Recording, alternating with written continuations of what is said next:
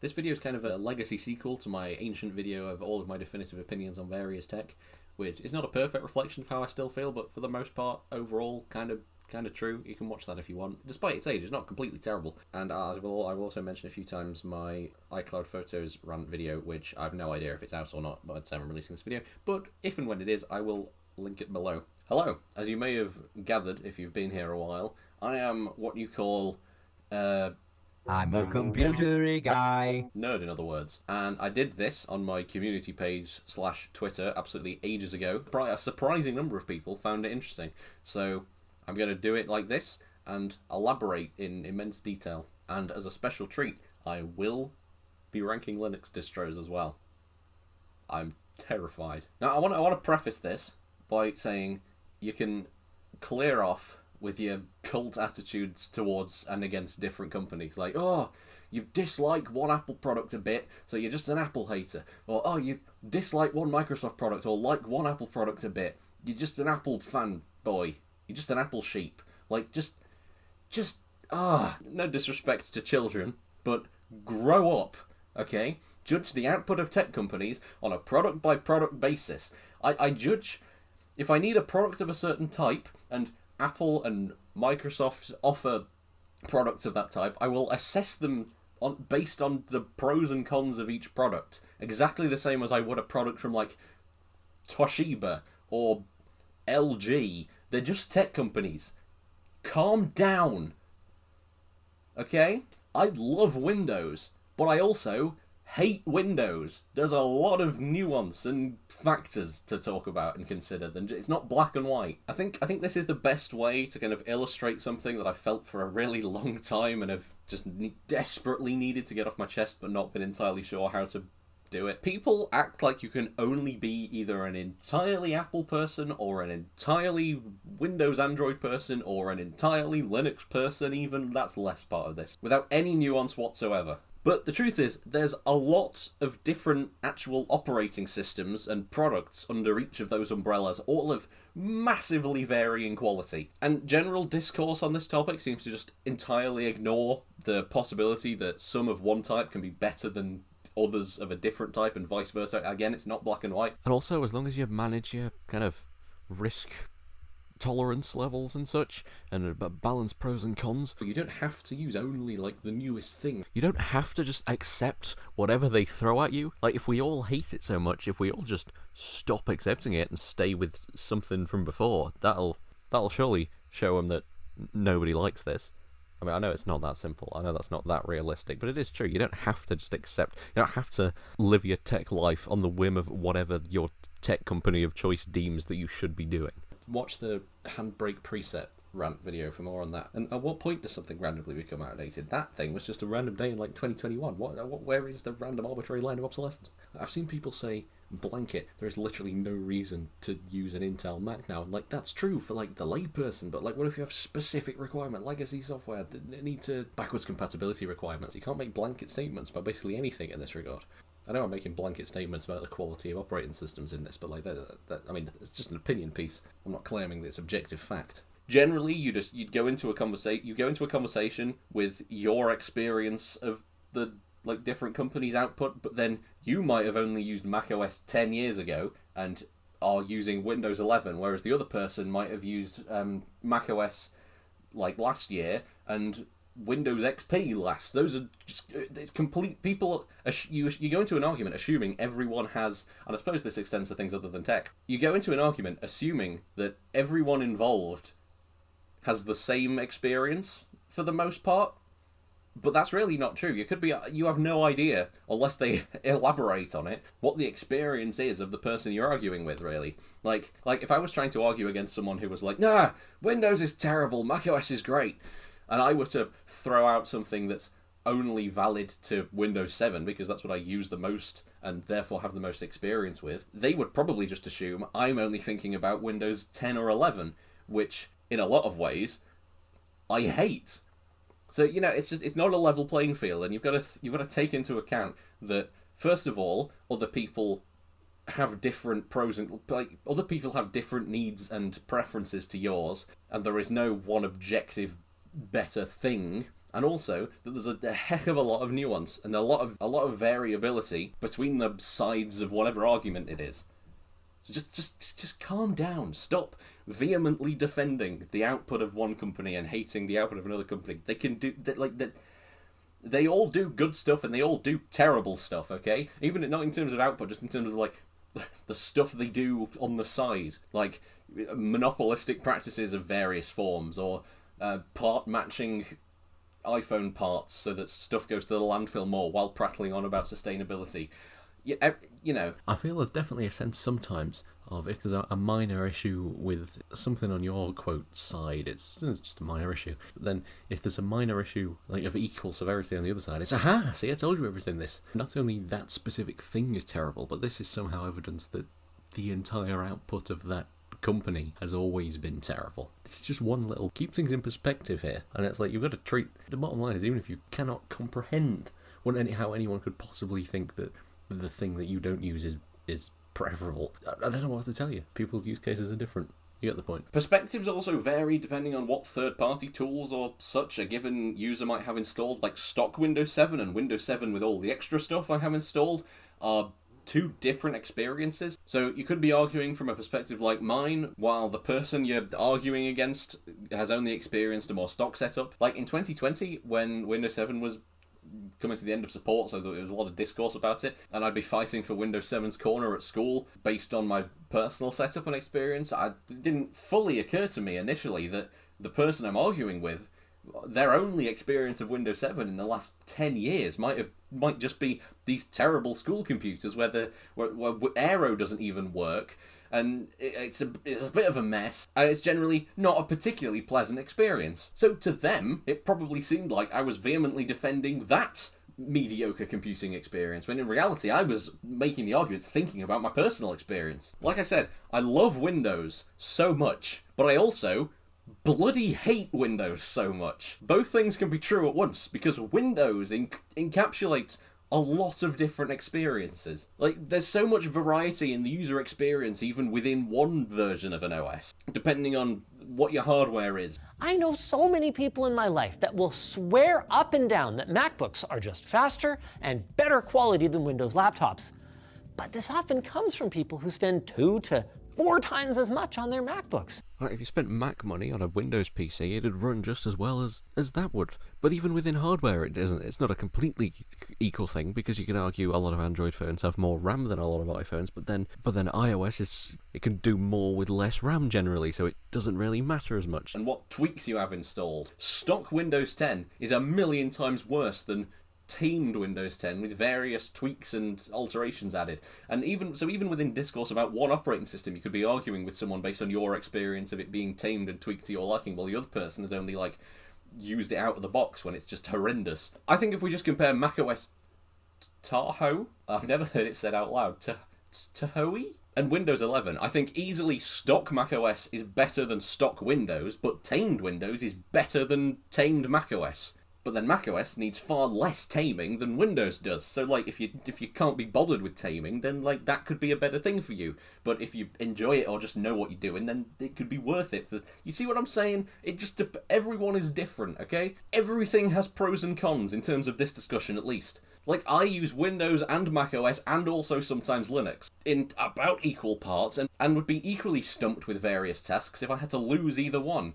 Even beyond software compatibility and such, sometimes I'll have an external drive or SD card or whatever, and I'll plug it into macOS and it'll pull this, but then I'll pass it through into a Windows VM and it'll be fine. And other times it'll show up in macOS, but then if I pass it into a Windows VM, it won't show up at all, or if I plug it into a Windows host machine. And this isn't just because of the formatting and stuff like that, because when I get them into an OS where they're readable, they're in a completely fine state. It's like this file system and partition system is... This should be readable, but it just isn't for some reason. And occasionally it'll be so bad that I have to use Linux. This doesn't happen I should clarify, this isn't happening all the time, just very occasionally, every so often I'll get hit with this, and it's like, well, I only had one of these, if I only had the one of these OSs that is the one that it can't be read with, I'd just think, oh, this thing's broken, or this thing needs reformatting, I've lost a bunch of footage, or I've lost whatever data was on here, or whatever. I also feel like people seem to think you have to absolutely love everything about whichever side you're on, and can't admit when your preferred thing has a downside, lest the other side latch onto it as some sort of gotcha, but then you do the same for them. Someone might be saying how they personally are having a good time with an iPhone and AirPods and a MacBook, but then the second they say, like, oh, but this one little thing is a little bit annoying, the other side will be like, wouldn't have that on Android, just completely ignoring the fact that if they switched to Android, maybe that one thing would be resolved, but then there might be a whole laundry list of other things that would be worse for them compared to how they liked it before. And then they might just be in an even worse situation, even if that one little thing is resolved. You know, they may love everything else about the current system that they're using, apart from this one little thing, and they're just like venting or wondering if anyone has a fix. For example, I hate this notification that I get sometimes when I double press my power button to quick access the camera on my phone, right? It only shows up every so often, but when it does, it's really irritating because by the very nature of quick accessing the camera, you want to just like take a picture quickly. And that just gets in the way because you would only like, oh, for goodness sake, press that and then go off. I understand it's presumably there for if you accidentally trigger it so you don't take a bunch of pictures in your pocket, but the infrequency with which it shows up seems to imply that it's just there for no reason. Unless if you're holding your phone particularly shaky, it shows up because it thinks this might have been a mistake. I'm really not sure, but either way, the frustration of having to get rid of it when it's not a mistake, I feel like greatly outweighs the downside of accidentally taking a few photos of darkness in your pocket that you can just delete later, which doesn't even happen. Like, I've never done that. It's a minor annoyance, but I really hate it. But there's a solid number of people whom, if I mentioned this, they'd be like, I don't have that problem on an iPhone, you should have got an iPhone. And it's like, well, yeah, if I bought an iPhone, I wouldn't have this one little thing. But then I'd have to deal with not being able to manually manage my photos properly, or not being able to use an SD card, or side-loading apps, all manner of other things. So that's not a solution. That's not the gotcha that you think it is. And all doing that does is, like, perpetuate both sides having more of a cult-like mentality of, oh, I can't admit fault, I can't admit that I dislike one little thing, otherwise the other side will be like, see, I was right. It's so exhausting. Even laterally, I'm sure I've seen where someone might mention some relatively minor grievance with their phone of one type, and people on the same side will come at you being like, you see, like maybe someone saying, I've recently switched to an Android phone off an iPhone, and what's going on with this thing? I don't like this, I'm confused. And then people on the same side will be like, you idiot! You know, pancakes, waffles, kind of. There are things that I love about macOS that I wish Windows did, and there are things that I love about Windows that I wish macOS did. And there are things about both that frustrate me beyond belief to equal extents. For example, macOS does this thing where if you have a file with a relatively long name, if you try and rename it, it will randomly, often near instantly, just close the, name editing field, and you have to rename it from right-click get info instead. And generally speaking, Apple are just really not... They really hate giving you details about errors to try and work with to figure out what the problem is, because heaven forbid we put functionality over form a little bit for once, and a bit of technical jargon show up in our UI, even though that technical jargon could then be looked up, and the user could then figure out what the problem is. This is of no help whatsoever. One of the things that annoys me, or at least used to annoy me, but I didn't always have admin access, about macOS is for some reason if you have an external drive or a disk or whatever and you click duplicate and it just copies all of it into a folder on the desktop, you then need an admin password for some reason to move or delete that folder. Why? Sometimes when you try and open a video in Windows, it will just do nothing for like 2 minutes and then just say, server execution failed. Even if it's local, what are you talking about? On macOS, sometimes when you put a .app file in the applications folder and then look for another user account, this happens until you move it out and back in again, then it's broken for the first user. Sometimes fresh stock Windows 10 is just unable to see my not at all niche NAS until I change some network setting I can never remember in the turn Windows features on and off menu, but only sometimes this seems to happen. Apple's handoff feature was always a piece of junk when I was still dailying an iPhone. It was supposed to let you just be doing one thing on one device and just seamlessly carry on the other device, which is good in theory, but it would just half work at the best of times. I'd be listening to a podcast on my phone and try and carry on my laptop, and it'd just be like, this podcast episode is unavailable, even though I could just manually go to it and it was there. Why does Windows 10 insist that you can't have an icon in the top left corner, and if you put one there, whenever you restart, it's moved it and just shoved it somewhere else, or shoved everything else out of the way? And how... It's not always like this. I've managed to fix this on my Windows 10 VM somehow, but I don't remember how. I have no idea how. Why does it do this? I've had multiple Windows 10 installs from completely different ISOs all do this before, on completely different machines. What witchcraft was I performing to get this VM to not kick it out of the corner every restart? Sometimes macOS will wake from sleep and just refuse to let you click into the password field until you power off and power it on again, which is really irritating if you'd left something running and left it to go to sleep and you come back to it. It's like, well, I don't know if it's done now. This is absolutely beating a dead horse. But why does the control panel still exist in Windows 10 and especially 11? It's been over 10 years. Stop peddling useless AI features that literally nobody cares about and finish consolidating. And once you've moved something to the new place, remove it from the old place. And if you're going to not do that, how about you at least make control panel easy to directly access? Like, settings is right there, but control panel by default, you have to like scroll down to the bottom of the start menu and click on Windows System for some reason. Buried down here along with this PC. Like, why is this not pinned somewhere by default? Like, I don't know, like this maybe. Sometimes if you move a bunch of files in macOS and some files in the destination folder have the same name and you choose the keep both option to move everything and keep duplicates, it randomly gives up halfway through and says, sorry, I couldn't do that because some files have the same name.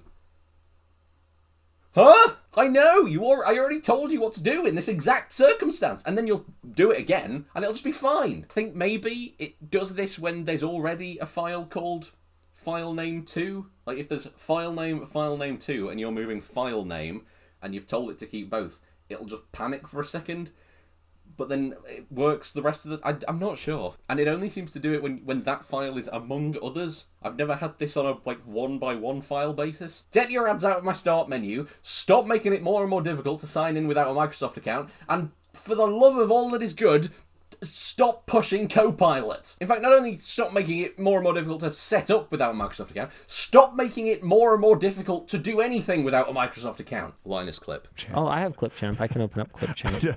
I probably uninstalled it. I may have done a pass and sure. I always do. Oh my god! Why do I have to sign in? Done immediately. Pissed. This is my point. What are you talking about?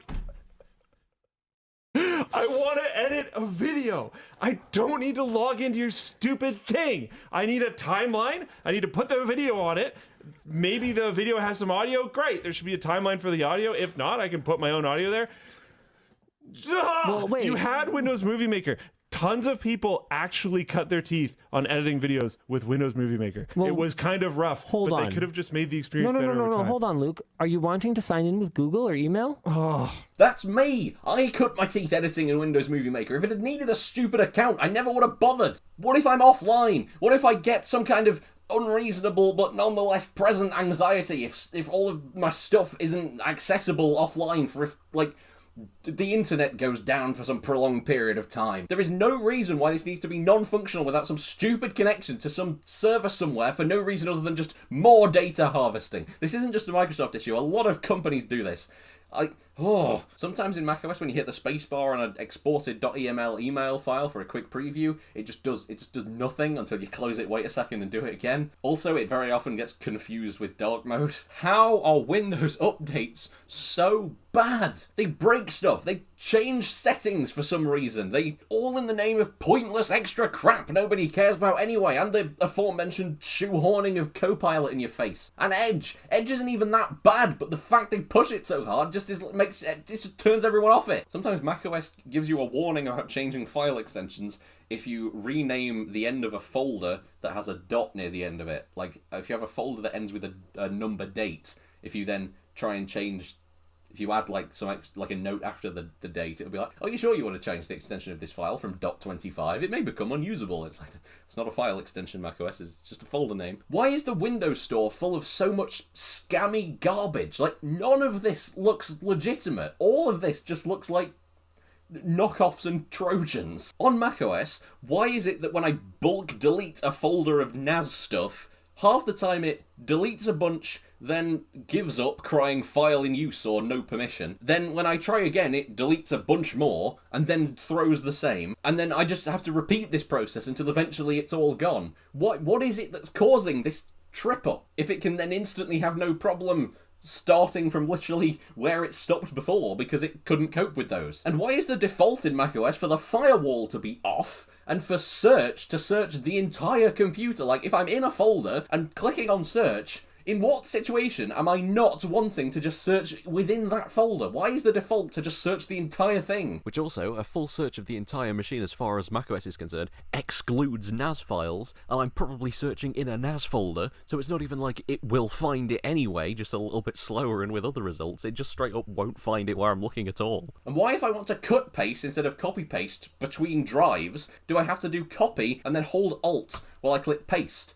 And why does holding Alt while dragging not do the same thing? If I've got a bunch of files selected and I drag them and hold them over a folder on another drive, why can I not hold Alt, release my finger, and then move? They just copy like normal. I think you get the picture. I love both. I hate both. My personal setup is versions of both tamed into submission based on my own wants and needs and weighing of pros and cons. And I suggest you find your own equivalent and just never assume there is an objective answer to basically anything.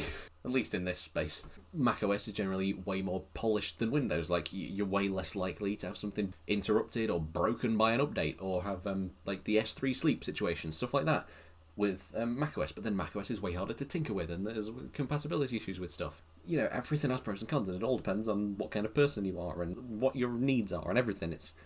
There's no point engaging in arguments about which side is better, because there is no objective better. The only situations I take serious issue with are when people just say things that are just objectively false. Like, back in the day, the only arguments I'd ever get back from people were just, that's different from how it is in the operating system I'm used to. It's like, that's preference. That you're saying this like that's an objective slight. Again, if they were exactly the same, they wouldn't be different operating systems. You're allowed to like your way more, but that doesn't make it objectively worse on the other side. So it's all just a mess, and people need to calm down on all sides and let people use what they like, basically. I'm glad this was civil in the comments of the community post, and I hope it can be civil here as well. Okay, that's all the preamble and post-amble that I've done as all preamble. Okay, alright, let's actually... Is the camera definitely on? Right, okay, let's actually get down to this. Well, no surprises here. Anyone who knows me.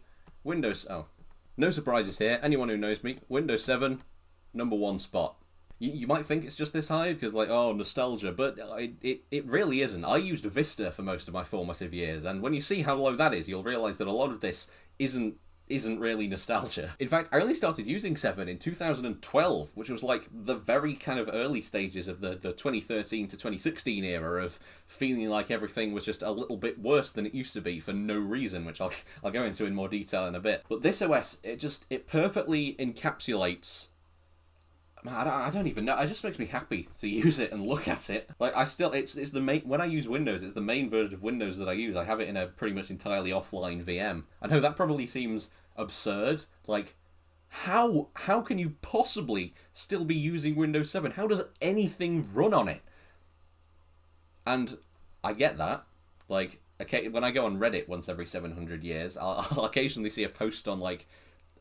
our legacy jailbreak or something where someone says they're still dailying an iPhone 4S, and it's like, how? That's insane! How does anything work? So I get it, but when you never stopped using something, it just kind of... It never starts feeling out of date, and also you everything that you had installed keeps working, even if it doesn't get any more updates. It keeps working how it did, and it's surprisingly... Like, given that I don't really do much gaming, I feel like that's where you get a lot of compatibility issues. A lot of the time you can just find a slightly older version of something, or a slightly different version of whatever it is you're trying to do. It's surprisingly easy to work around. I'm not saying you should. Like, if you can't be, if you're not the type of person who can be bothered to deal with trying to find workarounds, it would just be a pain. So I'm not saying everyone should use it, but that is how I still use it. Also, of course, no matter how good any of this stuff may be, the second I try and demonstrate it to someone, it will obviously just instantly fail miserably. That seems to happen basically without fail, even when it's literally never done it before. Always, you know, like some completely random thing that's never failed will just be like, yeah, no, I'm gonna fail just because it'll make you look wrong. I swear this always happens, and it's just, I just like it, man. I don't have like a superiority complex because I still use it. I'm not like, yeah, I still use Windows 7. Yeah, like, I feel like some people are a bit like that with this kind of thing. I feel like I saw on the news, like, 5 years ago, this guy who was still it wasn't 5, it was more than 5 years ago. This guy who was still dailying, like, an iPhone 3GS, and he seemed so smug about it. And then I think at the end, he was like, when this breaks, I've got a 5 still in its box. And I was just thinking, no, you are not as smarter than everyone else as you think you are. The activation lock, battery, like, any DankPods viewer will tell you that batteries that have never been used, there's a solid chance that is just cooked. And also, opening a boxed iPhone 5 or whatever, don't do that. Sell that for a tidy profit and buy a second-hand one on eBay. At least the battery in that one will probably still work because it's been used a bit. Anyway, bit of a tangent. I'm a default wallpaper type of guy for some reason, and this one, it just delivers, doesn't it? Fruta Guerrero-y vibe, if you know what I mean. That term is, it feels like it's getting a little bit overused, but it is true. Windows XP. Contrary to what I said mere moments ago, is here basically entirely out of nostalgia. I sadly didn't use it that much when it was current. I used it at school. By the time I was... How old would I have been at? Maybe like 3 when I was first using the computer a little bit. We already had a laptop running Vista. That is surprising, actually, given that I was 3 in 2008. But anyway, in spite of not using it that much, I know obviously that it's great, and in the time that I did use it, it was great. And my goodness, does it look nice. I really don't care for the, like, Y2K aesthetic, where everything's kind of grey. I'm sure that's probably sacrilege to say for anyone who's slightly older than me, but I'm sorry, it just doesn't do it for me. It's like 90s game consoles, they just don't do anything for me for some reason, which is really weird because I like 80s stuff. I don't know, the 90s are just this weird dead zone where I just don't care for some reason. And I dare say, even the colourful plastic Mac era, it just doesn't do anything for me. I'm sorry. Seriously, give me this over this any day. Although, to be fair, I mean, I have always really liked Microsoft's boring Office vibe for some reason. I don't know what's wrong with me. I know, I'm revoltingly young, but I don't know. But my goodness, is Windows XP it's the perfect starting point for the Fruta Guerrero type stuff. Okay, macOS Mojave, my beloved, where we are right now. Mojave is the most stable, most reliable operating system I have ever had the pleasure of using. It was the first macOS to introduce dark mode, but the penultimate before they moved away from this kind of UI design, which, even though the modern UI is more glass morphism-y, I'm talking the gap between this and liquid glass, where everything was round and that the sound design was more like boop and less dun, if you know what I mean. In fact, especially the sound design was something I don't like about post-Mojave, pre-26. Although, to be fair, I've not used macOS 26. It might just have exactly the same sound design, and therefore I still won't like the sound design, at least. Also, I should clarify, the sound design only changed at Big Sur, but we'll talk about Catalina later, which is the one that it was Mojave, Catalina, Big Sur. This era, there's something kind of tangible about the sounds. Like, you hear this error noise, and you're like, ooh, oops. Whereas, when you hear this, it just feels like, I don't know, I feel like I've bumped 2 sponges together or something. It doesn't feel like anything's really happened. I don't know, I just don't like it very much. Mojave was the last with 32-bit app support, which is good. Also, in a few random places, particularly in Final Cut, occasionally an absolutely ancient pre-Yosemite era icon will show up, and it's like, how has this been here for so long? This used to happen with iMovie back in, like, the kind of mid-2010s, and I was thinking, oh, maybe this is just an old version or something that's still on here from way back then, but it definitely isn't, because it's still happening now. Also in Mail as well, so there's some of these. And also the last, before macOS started getting absurdly paranoid with permissions. Vista user account control style, almost. However, I will concede, it is technically not completely perfect. All of those macOS issues that I described before when I was showing how I love and hate both sides equally are all true of Mojave. It still retains the macOS general issue of not having the option to manually refresh a folder, which is really annoying when you have a NAS. where you may change or add something on a different machine, come back to it on a Mac that you already had it open on recently, and then it's just like, hey, I had this open earlier, I've already got it cached, here you go, here's all the files, and you're like, no, I've added some more files, and it's like, no need to refresh that, I already had it cached. It's like, no, please refresh, I've added something else, but there's just no way to make it force refresh as far as I'm aware. Okay, the final of the S-tier operating systems. Where is it? iOS 6, baby. Classic, beautiful, reliable, my first foray into mobile operating systems, Christmas 2012, iPad mini, smooth like butter, criminal undercover, and one that I clung onto long after iOS 7's release. We will talk about that in due course. Didn't know I had it so good. Find out what politician it was who said that and put a picture of him in. Oh no, Kevin. I mean, Tux. I mean, obviously, it is still iOS, and it is still quite old iOS. So in terms of how useful it actually was at real-world tasks, pretty useless.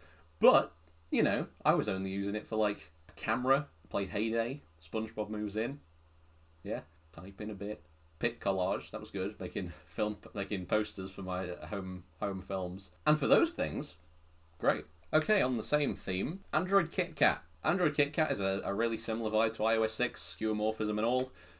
Shame it's named after a Nestle product for some reason. I barely even used it. It was only on my... if I've still got this phone. It was only on my mum's terrible Galaxy Young 2, but for some reason, it's like the little, like... watery noises. I don't know. Just the 2012 version of Over the Horizon. I've not actually got it playing, I'm just kind of moving my head a bit, I'm probably completely out of time. But it takes me back to, like, summer 2014. People talk about 2016 like it was the peak of human existence, but, like, guys, did you not live through 2014? That was great! I'm just joking, obviously. Like, I know everyone's personal experience of years is completely different. Like, you might have had completely horrendous 2014, and that's valid. Okay, Android 13. This... what was the whole thing? Get out of my sight. This was... I don't know, it's just... good. In the true Linus style, I'm still rocking the Galaxy Note 9, but I've custom-ROMmed it with... well, I've custom-ROMmed it since with Android 14, but initially with Android 13, and it's great. It's pretty reliable, does the job. Looks, you know, for a modern OS, reasonably nice. All-round fine time. Cast. Although, with that said, I do need to add in the aforementioned Android 14, which is all of those things that I just said, but looks even more decently nice as modern OSs go. So actually, I think this needs to go slightly higher than 13. So I can confidently say that 14 is better than 13, which is better than 10, all of which are functionally better than KitKat, but I'm not letting that UI be beat. Although, as I've said, the UI has got progressively better through the other three that I've listed here, which is basically the only basis for them being in this order. Functionally and stability-wise, they're all pretty much the same. Apart from one issue, Android and probably also iOS, I've not dailied iOS for a long time, but Android at least has this feature where if you don't use an app for 3 months or something, it automatically revokes all of its permissions for some reason. And as someone who has a ton of apps, but some of which I may only need once every 6 months, but also as someone who enjoys just having everything installed and set up just there for whenever you need it, it's incredibly irritating to every 3 months have a bunch of have it just throw a notification at you out of nowhere saying, oh, I've revoked a bunch of permissions for all these apps you had set up with all the right permissions and things. You're welcome! Like, I get it's a security thing, but just sod off. And Android 10 let you disable this outright in Google Play. But Androids 13 and 14 don't. For them, you have to do it on an app-by-app basis. Like, every app you install, you have to go into App Info, which brings up its permission settings and such, and manually toggle off, remove app permissions when app is unused. Which wouldn't be that bad if it weren't for the fact that, for some reason, that one bit of settings is just the slowest piece of garbage I've ever experienced. Everything else is pretty much fine, but for some reason, when you tap App Info, it brings it up slowly, and even then, just lags for like multiple seconds sometimes, where you just can't interact with it at all before it eventually is like, okay, it's loaded, you can do stuff. And it really feels like that, because if you've got an app that you've just installed and has the remove permissions if happens unused thing toggled, the way that you know it's finally loaded is when it vibrates slightly in your hand and that toggle switches to on to show you that it's on. So it literally feels like it's going, okay, there you go. Why is this one menu so slow for every app? Why? And to be fair, in Android 10, searching in settings was for some reason really slow. Not like that kind of slow, but it did feel like you're searching like a text-based database, surely, on local solid-state storage. How is this so sluggish? But it just took a second to load responses. It at least didn't make the whole settings menu hang for a second while it was just. I swear, everything else, this is where the people will be like, oh, you should buy an iPhone. But like, no, I swear, everything else is completely fine. Just that one thing, which happens to be the one thing that you have to do on every single app. Once it's done, it's fine. But like, it's just really annoying. Also, quick tangent.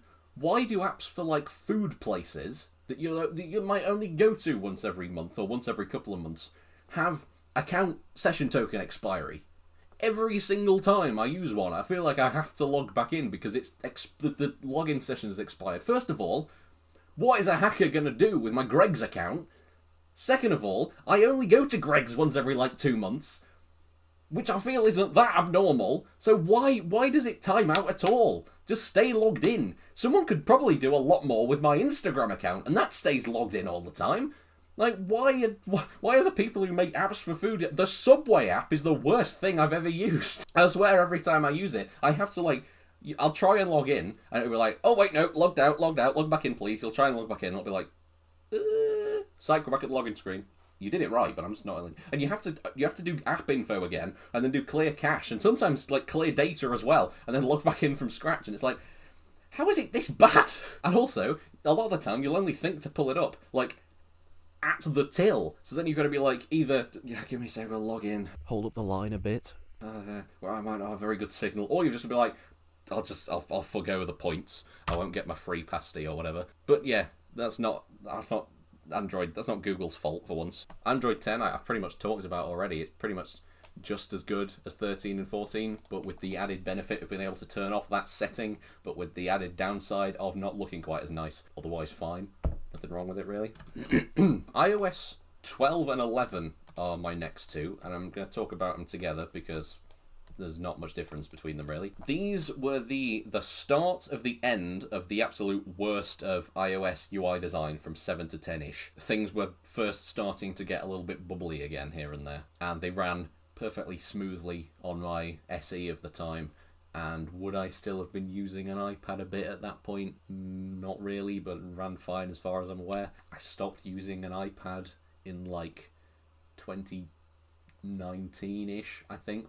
Yeah, I used to use it for, by the end I was basically only using it for typing in Pages, which, fine, good for doing it on the go, but, you know, other than that, once I ran out of scripts to write, just not really much use for an iPad. I'm not a child. I'm not a pensioner.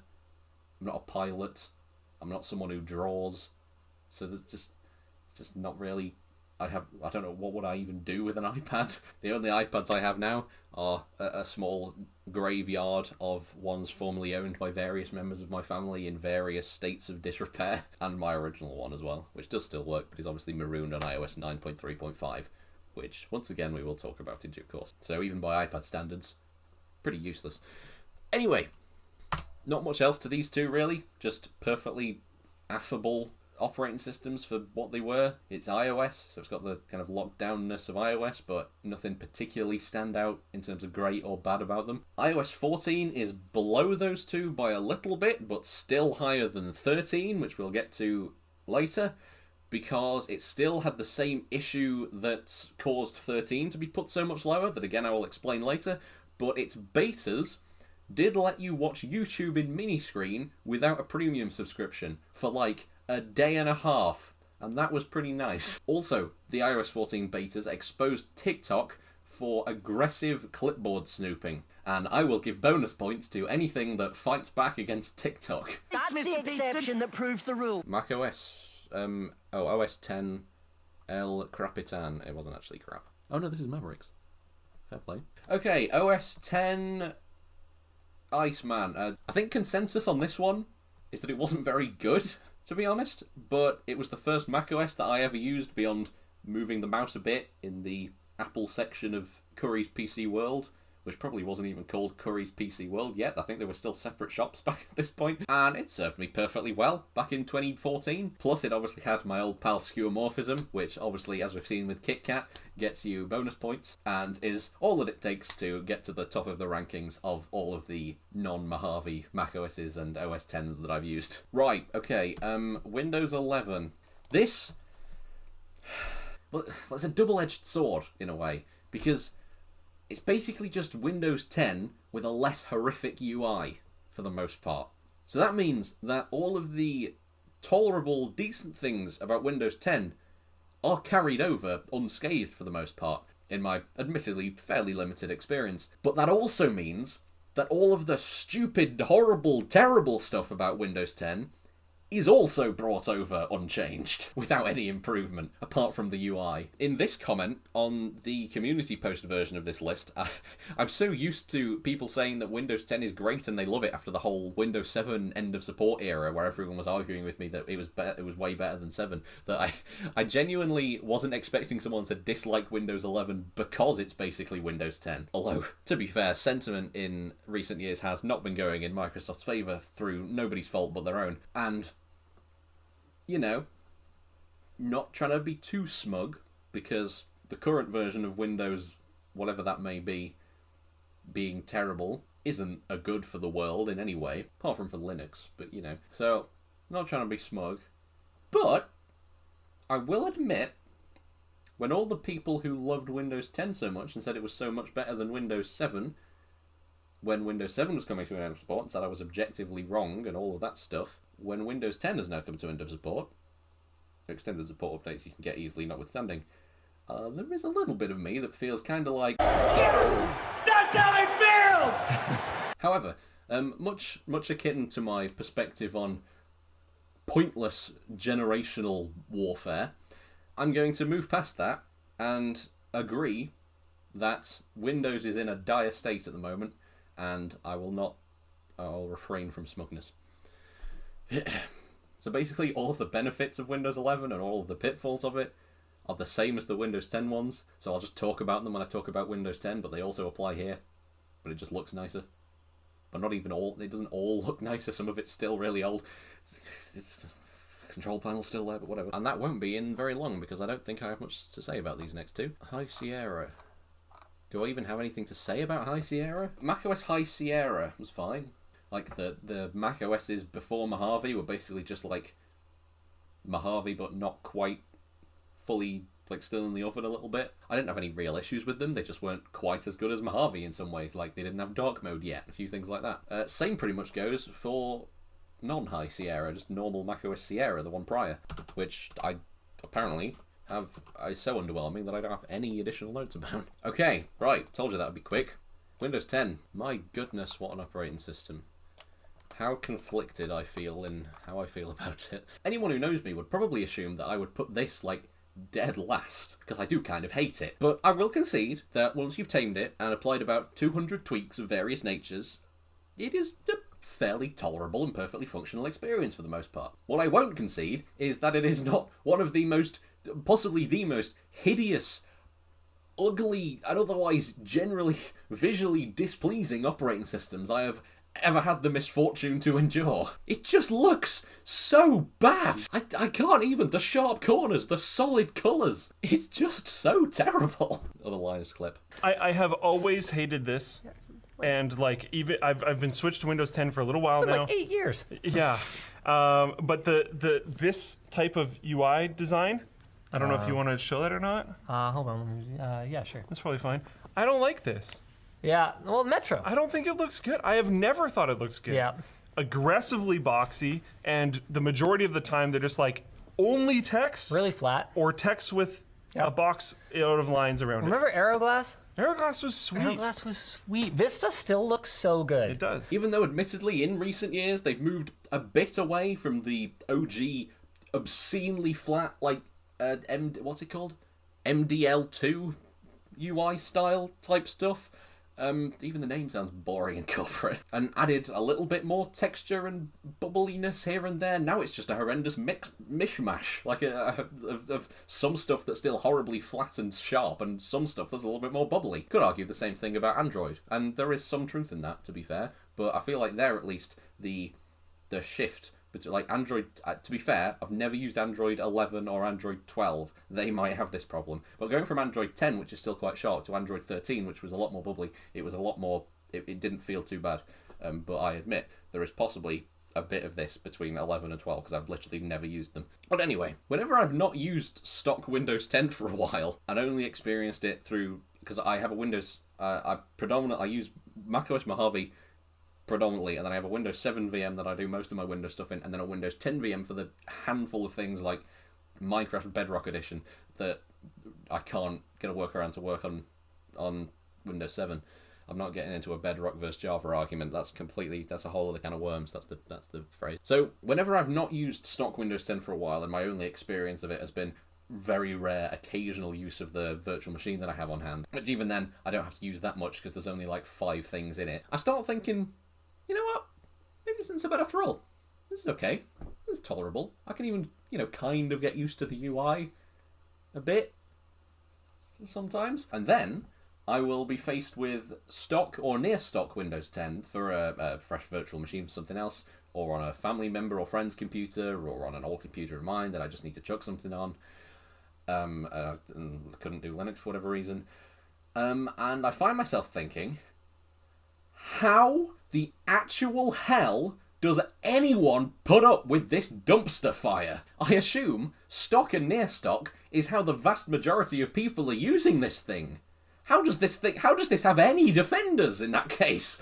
I swear Microsoft just hasn't made anything actually good since, Office 2010? Except this jumper, of course. Look, if you turn it inside out, it looks like your GPU's crashed. There's nothing inherently wrong with Office 2013 and 16. They just look terrible like Windows 10. And then Office 2021, the modern local Office is okay, but it is still software as a service for the most part. And I imagine even the perpetual license one still needs some probably obnoxious always online DRM or something. So generally speaking, I swear Microsoft hasn't made anything actually solid since 2010, because after that it was Office for Mac 2011, which and then Windows 8, Windows 8.1, Windows 10, Windows 11, Teams, the stupid stuff like determination to use a Microsoft account for everything, arbitrary hardware requirements forcing people, and especially companies who are less able to use a workaround, to just throw away copious machines and contribute to waste where they could have been used perfectly well otherwise. Just massive swathes of e-waste unnecessarily. Probably even more telemetry and ads unless you go out of your way and use an IoT Enterprise ISO, or that other thing, that other workaround where you can use a region-free ISO, but then the Microsoft Store doesn't work, which isn't, not necessarily inherent loss. Or just do copious taming and cleaning up. Also, I swear it really fights you to manually customize your start menu. Like Windows 7, you can just go into App Data Local, I think, Microsoft Windows Start Menu Programs, and then also see Program Data, Microsoft Windows Start Menu Programs, and just manually organize the shortcuts into folders and all sorts of things. I'm sure I've tried to do that on Windows 10 before, and it's just ignored me and kept it in the default, which I know is a very minor thing, but I like to be able to put things into categories, because I have that many things installed. It's nice to just have category folders to put them in. And I swear Windows 10 really fights you on doing that for some reason. Or capitalizing the letters of media and player in VLC Media Player, because it's just for some reason in lowercase, you maniacs. Also, I don't know if it was just the Surface Book that I was using, but Windows 10 scaling to high DPI displays, it's just terrible. If you're using something that wasn't developed within the last couple of years, there's just images resized wrong, buttons wrong, text sizes wrong, stuff really small. It's just not a pleasant experience at all. I think this was improved a bit in 11, but in 10 at least, and at least on this Surface Book, it was horrendous. That was part of the reason why I defected back to my ThinkPad after not even that long of using this and let others in the family use it instead. And my goodness, going back to that ThinkPad after trying to use that Surface Book was like coming home. And even in 7 as well, it just, the UI itself looks just wrong in so many ways, none of which I can fully describe. This thing is having a laugh. It is not near record highs. It says this constantly. Let's move on. iOS 10. iOS 10 is slightly above the ones that it came after because... Why did I put this in? Oh, right, yeah. It was the first of the the post iOS 6 non-skeuomorphic iOSs to not look, completely horrible. Slightly less. There's a few curved edges now. And also it was the last with 32-bit app support, which is something, I guess. Losing compatibility is never a good thing. But I mean, this still had the compatibility, so, that's why it's not lower, I suppose. All the ones after it are high. To be fair, iOS losing 32-bit app compatibility wasn't too bad for me. Like, there weren't that many things that I had that were 32-bit. I know that I'm saying this as someone who, one of the reasons against post-Mojave macOS is that they lost 32-bit app support, but it's just down to how much you were personally impacted by it, I suppose. I'm still against the principle. I realise, I'm sure it's not easy to keep old, backward compatibility. Actually, with that said, Windows has a heck of a lot of it. You see, this is what I'm talking. Like, Windows is a mess, but it has incredible backwards compatibility. macOS feels like less of a spaghetti code mess, but at the cost of a lot of backwards compatibility. This is what I mean when I say you've got to kind of weigh up the pros and cons based on your personal requirements and stuff. Windows 8.1. I've not used this a massive amount, but enough to form sufficient opinion. Windows 8.1 looks arguably worse than Windows 10, despite the fact it still has some Windows 7 skeuomorphism still surviving, but that's kind of the problem, because it's half that. Like, it's an extreme version of kind of late stage Windows 10. It's half skeuomorphic and half extreme flat. They don't go together. I feel like I'm using some kind of weird knockoff. You'd think I'd like any skeuomorphism added back, but because the flatness is so extreme, they just don't. It's just a hodgepodge. It feels like a early stage beta for Windows 10, which in a way it is. Like, it feels like the illegitimate child of Windows 7 and 10. iOS 13, I said I'd talk about this later, and it is now later. The time has come. Why is iOS 13 so much lower than the ones that came immediately before and after it? It was basically, for the most part, the same as iOS 12. It wasn't a massive update as far as I was concerned. But the standout feature was finally the introduction of system-wide dark mode for iOS, which was well overdue and was finally introduced here in 2020. And you'd think this would be a good thing, even if it was a little bit not completely perfect, because it's brand new. But prior to this point in iOS 12, I'd been using the accessibility feature, which, Apple introduces cool stuff and hides it under the accessibility menu for some reason, like they did with mouse support in iPadOS and a bunch of other stuff like that. So I've been using Smart Invert. I'd set up a shortcut so I could triple press the home button. Well, it wasn't an actual shortcut. Did they exist yet? I'm not sure, but you could toggle on triple press the home button to enable any selection of accessibility features. So I'd set it up to enable Smart Invert, which, if you're not aware, rather than just inverting all of the colours, which was another option that had existed for many years prior, it inverted most colours, but was smart about it, you could say. Or it tried to identify pictures and video and things to not invert them.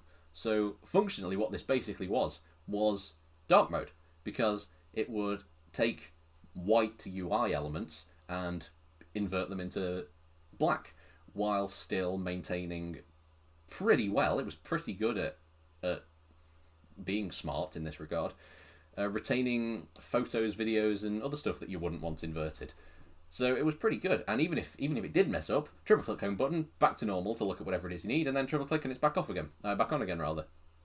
So it was a pretty great solution in the absence of a real dark mode. But then real dark mode came out and works on way fewer apps than Smart Invert had done, which you may be thinking, Not a big deal. Just keep using smart inverts until app developers catch up and implement dark mode properly and other stuff like that. And that's what I immediately went to do as soon as I realised that its official dark mode wasn't as good. However, somehow, in adding actual dark mode or in some other change between iOS's 12 and 13, they completely ruined smart invert. It would, like, flicker on and off all the time. It was just a mess. It was so good before, and iOS 13 just totally ruined it. It was how have they managed? It was, oh, I think dark mode just improved after that, which I don't really remember, but when it first came out, it was definitely like you've made an official version of something that you'd kind of already implemented really well, which is worse than the previous implementation, while somehow managing to seemingly accidentally break the previous implementation. My guy Smart Invert was massacred. Yeah, that's why it's so much lower than all of the other iOSs of this kind of slightly more bubbly, not as flat, but still not super bubbly era, if you know what I mean. OS 10, El Capitan. El Capitan was basically just more Yosemite. There's nothing particularly stand out that I can remember. This was some time ago. Perfectly fine. One step closer to Mojave. That's all really. Yosemite, on the other hand, OS 10 Yosemite was the iOS 7 of the desktop world. It killed skeuomorphism on the Mac, as the Apple people say. And for that, it gets to be down here. And also, it came out, as I remember, a not insignificant amount of time later than iOS 7, so for a bit there was just inconsistency between Apple's mobile and desktop operating system designs for some reason, which was just kind of ungraceful. And to be, like, you know, credit to Apple, they normally are quite graceful with things. That's all really on that one. Big Sur, yes. Big Sur is kind of the start of the modern but pre-liquid glass macOS design style, which, by the way, Apple, 3D shiny stuff is good. You're just realising. Could have bloody told you that like 12 years ago, but whatever. Running back to it with your tail between your legs. Just because of the nostalgia cycle. Could have told you at the time, but whatever. Since recording all of this, I have used iOS 26 a bit, and my goodness, does it look and feel so much better. I mean, it's by no means a bug-free experience, but just on a visual and vibe level, I'm greatly enjoying this. Not enough to daily drive an iPhone again, but still, you know, it's nice to use a bit. Yeah, I don't really like the macOS style from between Big Sur and the one before Tahoe. I'm really doing... Hold on, let me look this up. I want to be factual on this channel. Tahoe, Sequoia. Was Tahoe the first one? Yeah, 26. So that was the first one with liquid glass, right? Yeah, liquid. Okay, so Sequoia. Okay, alright. Got it. So as I was saying, I just don't really like the visual style of macOS from between Big Sur and Sequoia. I don't even know why, really. Like, I should like it. It is more kind of three-dimensional and round and bubbly. Those are all the things that I claim to love, but he's really let down by the sound design. I know, I was talking about this before. It does sound more bubbly, but it just really grates me for some reason. Like how on iOS, if you're on a phone call and your battery gets low, it just makes, like, a Petscop noise for some reason. Which just doesn't fit with the vibe at all of the rest of the sound design. It's like the modern FaceTime dialing tone. I know this is a weird thing to have an issue with, but it just sounds really unsatisfying. Like a traditional dialing tone is like a solid tone. It feels like you're dialing into something. It's like doo that you're connecting. It's good, and it's for some reason always really loud outside a car when someone's using it inside the car. Why is it? It sounds like there's a slightly muffled speaker outside the car, programmed to only play the dialing tone of every car with a hands-free system. What is that about? Anyway, but this modern, like, it's worse than that. That's more like it. It just feels like, I don't know, it gives me the same feeling as when, like, a scam website has a progress bar that loads perfectly smoothly. You're not actually doing anything, even though I know that it is actually connecting. It feels like it isn't. This is probably just me. I don't know what's wrong with me. I mean, granted, the old one was incredibly obnoxious. Like, beep, beep, beep, beep, beep, beep, beep. but even higher than that. But it at least sounded like something was happening. Unlike this stupid which just sounds like someone drowning. I have no idea why I feel so strongly about this entirely unimportant and minor aspect of a service that I never even use. It just...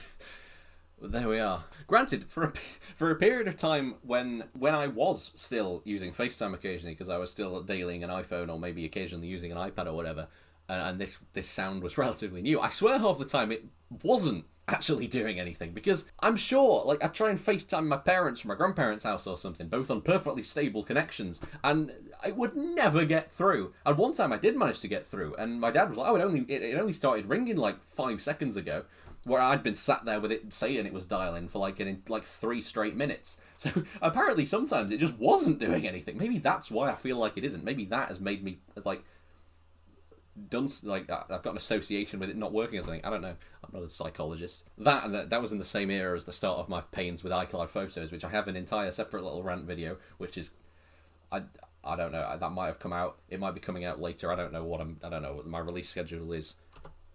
I don't know. You'll see it at some point. So the iCloud Photos thing, that FaceTime thing, just made the whole iOS 8 to 10 or so era feel really useless and broken. I mean, I know I was using an iPad mini from 2012 at this point before I subsequently replaced it with an iPad Pro from 2016 that came free with a house for some reason, which is the one that I then did all the typing on up to 2019 when I then gifted it to my grandparents to use, so it's not going to waste at least. But even so, I'll talk more about this when I get to yapping about iOS 7. We'll get there when we get there. Point is, I just don't really like this kind of visual style of macOS, and Big Sur is the only macOS of that visual style that I've used enough for it to warrant being on this list. Like, I've used Windows 2000, but not enough to warrant, and not enough to form a informed opinion enough to put it on the list. Windows 8.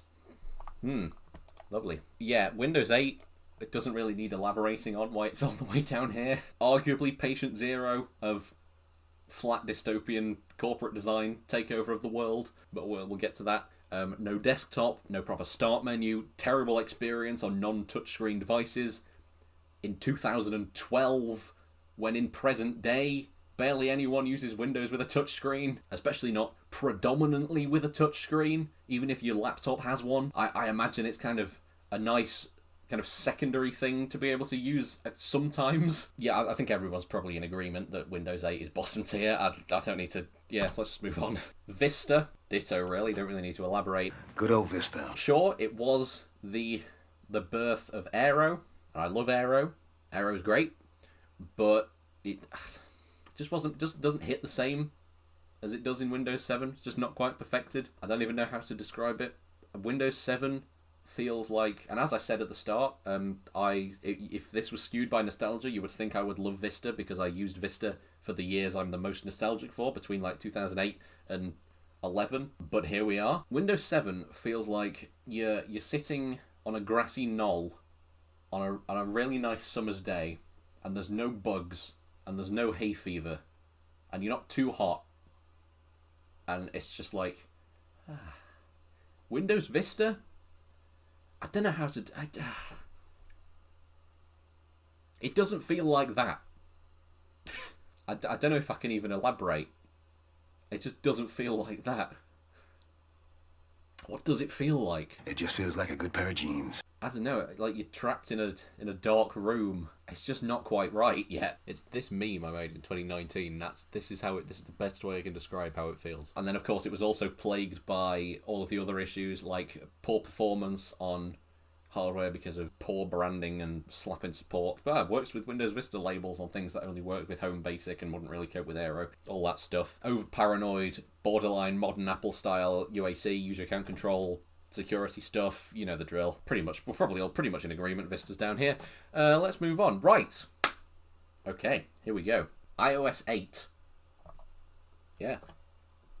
I sure have put that into place. iOS 8 was the first of the flat misery iOSs that I ever used, and yeah, it's terrible. It looks horrible. Everything is sharp-edged. Lines go right all the way to the edges instead of just like ending with a nice little curve. I'll just die already. I mean, it has, so I'm happy. I don't really have anything to elaborate on that. It's just all the same problems as iOS 7, which I'll talk about in a second. iOS 9. Next, basically just the same situation as iOS 8, but it gets to be one spot lower because, as I alluded to earlier, iOS 9.3.5, and I think 0.6 for some iPads at least, I think, is what a bunch of old devices are all now marooned on, because that was the cutoff point for a lot of devices' update support. So I hate it equally to iOS 8, but technically a tiny little bit more because I occasionally still have to interact with it in the modern day and be reminded how abysmal this era of iOS was. And just to clarify, I was 7 to 9 in this kind of era of iOS, so you would think I would at least have a little bit of kind of, rose-tinted nostalgia clouding my judgment of it, especially given how much I was praising 2014 earlier. But no. I despised it then, I despise it now, and I'm very glad it's going the way of the dinosaurs. I know, speaking of the 2014 thing, I know I've given kind of conflicting information where I said, at the time I felt like 2013 to 16, it felt like the world was getting a little bit worse in really minor ways for no reason, but I also really praised 2014. I know that's a bit contradictory, but 2014 was just really good in the face of everything being a little bit worse for no reason. Generally speaking, the 2010s, I'm slightly less nostalgic for than the 2000s before it, which I only got to experience half of, but whatever. Okay, strap in. Time to talk about iOS 7.